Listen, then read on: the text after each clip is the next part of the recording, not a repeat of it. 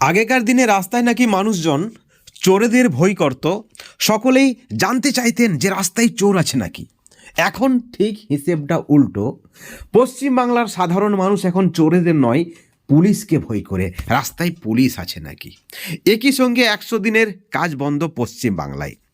BJP বলছে দুর্নীতি হয়েছে, টাকার নয়ছয় হয়েছে। তৃণমূল বলছে কেন্দ্র টাকা দিচ্ছে না। কিন্তু উভয় সরকার, রাজ্য সরকার এবং কেন্দ্র সরকার উভয়ের বিরুদ্ধে কোনো অ্যাকশন নিচ্ছে না, পুরোটাই গোটাপ গেম। একইভাবে চাকরিতে প্রাথমিক শিক্ষক এবং হাই স্কুলের যারা শিক্ষক তাদের ক্ষেত্রেও বিস্ফোরক দাবি করলেন কংগ্রেস নেতা নেপাল মাহাতো। তার দাবি প্রথমে টাকার বিনিময়ে চাকরি দেওয়া হয়েছে এবং তারপরে আবার সেই চাকরি কেড়ে নেওয়া হয়েছে। উভয় সরকারের বিরুদ্ধে চুপ, কেউ হাইকোর্টে যাচ্ছেন না, কেউ কারো বিরুদ্ধে লড়ছেন না, আসলে সবটাই গোটাপ গেম।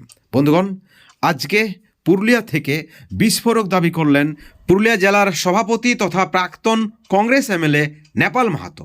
সরাসরি শুনুন আপনারা নেপাল মাহাতোর বক্তব্য। মানরেগা অর্থাৎ 100 দিনের কাজ, 100 দিনের কাজ কতদিন থেকে বন্ধ আছে আপনারা জানেন?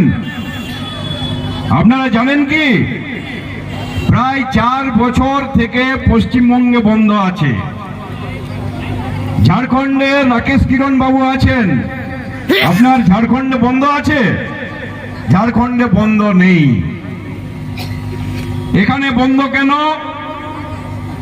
এখানে বন্ধ হওয়ার কারণ হচ্ছে এই, বিজেপি বলছে যে রাজ্য সরকার প্রচুর টাকা চুরি করে দিয়েছে 100 দিনে, অতএব ওই টাকার হিসাব না দিলে আমরা টাকা দিব না। আর তৃণমূল বলছে যে দিল্লি আমাদের টাকা দিচ্ছে না। আমি দুটো দলকেই প্রশ্ন করি, বিজেপি বলছে চুরি করেছে, বিজেপির অনেক রকম হাতিয়ার আছে চোরগুলাকে ধরার, তারা চোর ধরল না কেন? 2 নম্বর হচ্ছে তৃণমূল বলছে কেন্দ্রীয় সরকার দিচ্ছে না, তাহলে তৃণমূল কেন কেন্দ্রীয় সরকারের বিরুদ্ধে হাইকোর্টে গেল না? এইটা হচ্ছে একটা নাটক। তাহলে দেখুন নাটকটা কেমন। এ বলছে ও চোর, ও বলছে এই দিচ্ছে না, 100 দিনের কাজ বন্ধ, মানুষ কাজ পাচ্ছে না।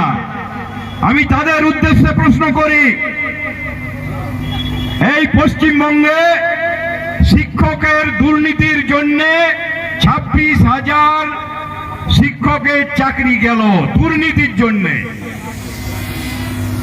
তাহলে আপনাদের এই যদি নিয়ম থাকে উভয়ের ঝগড়ায় স্কিমটাই বন্ধ করো, তাহলে আমি আবেদন করব আপনারা একটা ঘোষণা করুন, সমস্ত শিক্ষক চাকরি যাওয়ার জন্য, দুর্নীতির জন্য সমস্ত বিদ্যালয়কে বন্ধ করা হলো। এইটা বলুন আপনারা। আপনারা বলছেন ও চোর, এ বলছে এই হিসাব দিচ্ছে না, আর সাধারণ মানুষ বিপদে পড়ছে। কেন এটার সমাধান নেই? 4 বছর কেটে গেল, তাদের কি জবাব সেইটা আমরা জানতে চাই। আজকে এখানে কদিন আগে সুকান্ত মজুমদার এসেছিলেন, বিজেপির মন্ত্রী। আমি বিজেপির যারা নেতা আছে এখানে তারাকে জিজ্ঞেস করব, সুকান্ত মজুমদার কোন দপ্তরের মন্ত্রী তারা জানেন কি? কেউ জানে? ওটা খেতে হয় না পড়তে হয় সেটাও কেউ জানে না। ওই দিকের রাজ্য উন্নয়নের, তার সাথে পশ্চিমবঙ্গের কোনো সম্পর্ক নেই। তিনি বলে গেলেন আদিবাসী দরদি তারা। এই দুটো দলের আদিবাসী দরদির নমুনা আপনাদের কাছে আমি দিচ্ছি। প্রথম নমুনা, বাঘমুন্ডি ব্লকে তৃণমূলের এমএলএ জেতার পর কেন বাঘমুন্ডি ব্লকের এসটি হোস্টেল ম্যাক্সিমাম বাঘমুন্ডি বিধানসভার বন্ধ? এ জবাব কে দেবে?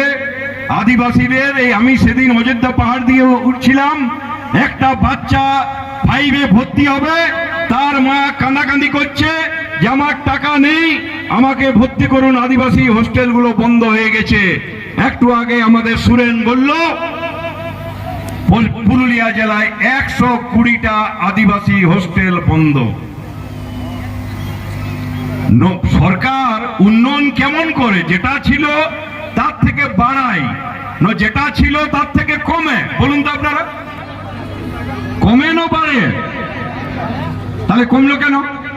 এটা উন্নয়ন? আদিবাসীদের উন্নয়ন? আজকে আমি সুকান্ত বাবুকে সরাসরি প্রশ্ন করতে চাই, জল, জঙ্গল, জমির আদিবাসীদের অধিকার 2006 সালে জাতীয় কংগ্রেস দিয়েছিল। আজকে কার স্বার্থে, কিসের প্ররোচনায়, কোন বড় লোককে জমি পাইয়ে দেওয়ার জন্য 2023 সালে জল, জঙ্গল, জমির অধিকারকে খর্ব করা হলো? আপনার আদিবাসী দরদি কই, এটা তো একবার উল্লেখ করলেন না? আপনার আদিবাসী দরদি। আজ এই দুটো দল মিলে সাধারণ মানুষকে বঞ্চিত করছে, আদিবাসী ভাই বোনদের বঞ্চিত করছে।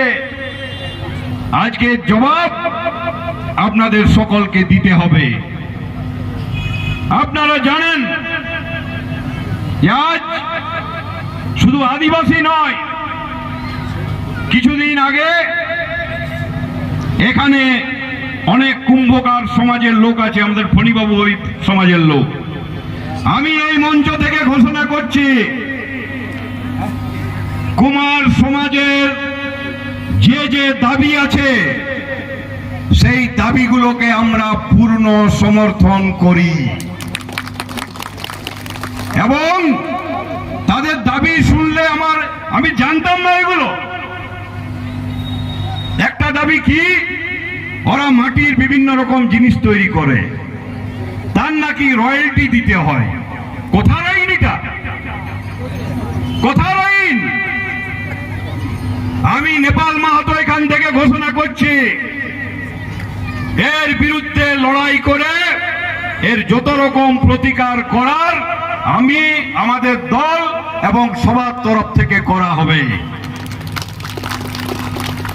আজ আমরা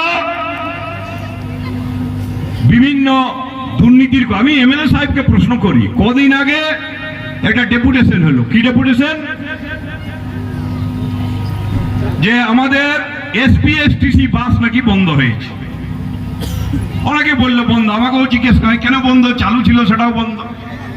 কে বললে বাসের অভাব আছে।